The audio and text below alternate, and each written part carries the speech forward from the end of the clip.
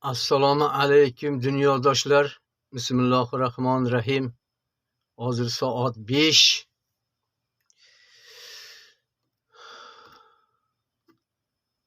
18-noyabr.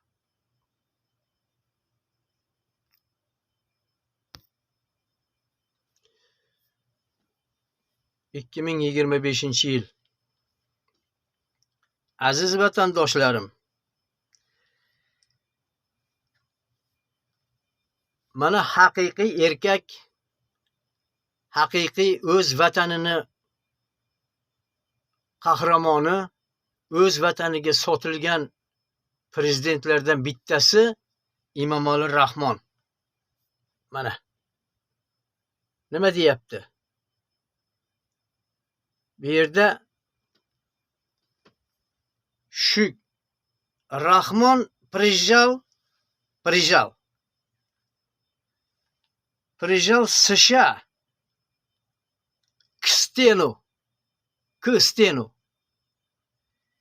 Emomali Rahmon Trampni burchakka qisib qo'ydi desa ham bo'ladi.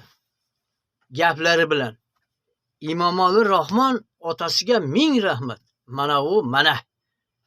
Mana haqiqiy O'rta Osiyoni prezidenti. Aytadigan gapini aytdi, rosa aytdi. Tramp aytdiki, sizlar endi u ham Markaziy Osiyo deyapti. O'rta Osiyo demayapti. O'rta Osiyo birlashib biz bilan harakat qilinglar endi. Endi Rossiyani unutinglar degan gapni aytdi.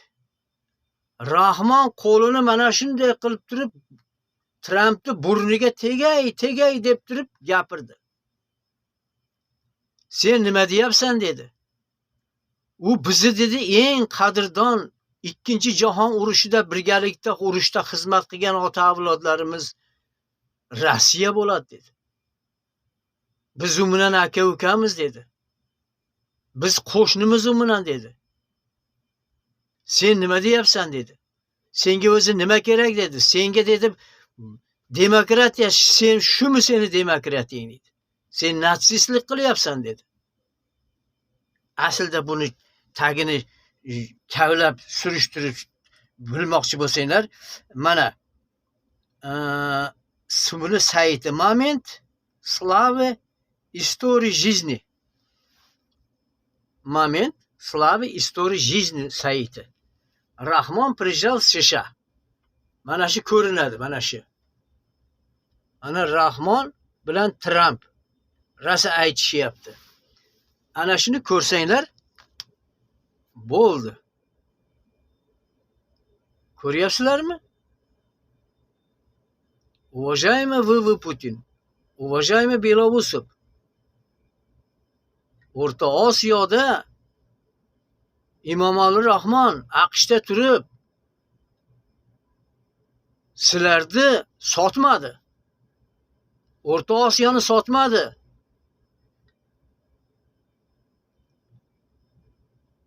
Shunga ko'ra sizlar izzat hurmatni O'rta Osiyo prezidentlariga hurmatni oshirib, birgalikda hurmat qilib, birgalikda mehnat qilish kerak. U sizlar juda yaxshi bilasizlar. Men uni o'rgatishim kerak yo'q. Lekin Emomali Rahmonni postupkasi AQShda juda ham a'lo darajada bo'ldi. Mana bunday bo'ladi prezident. O'z vataniga sodiq inson. Ko'ringlar mana shuni. Ana undan keyin bilasizlar. Nimaga harakat qilyapti? Kim nimaga harakat qilyapti? Buni eng qaltis siyosat deydi. AQShda olib borayotgan siyosati. Natsistlik deyapti. Millatchilik bo'lyapti. Millatchilikni o'z vatanida hamma xalqlar gapirish kerak emas. Aslida Gitlerning otasi bo'ladi AQSh. bunday yarasa surishtirib kelsa, o'sha qo'llab-quvvatlab turgan, o'sha qurol yaroq bergan, o'sha Rossiyaga hujum qilgan, bosib olamiz deb.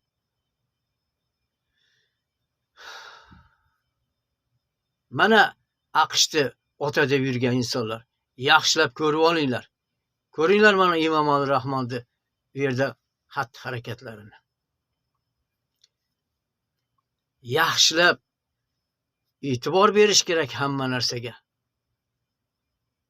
Bu hayotda ko'rinib turgan narsa. Bu voqealar hammasi hozirgi 21-asrda bo'layotgan voqea. Ana undan keyin hurmatli To'qayev kelib Rossiya bilan sulh tuzdi. Sadir Japarovning ham fikri o'zgardi. Mana bu so'zlardan keyin kim bilan qanday muomala qilishlarini o'rgandi.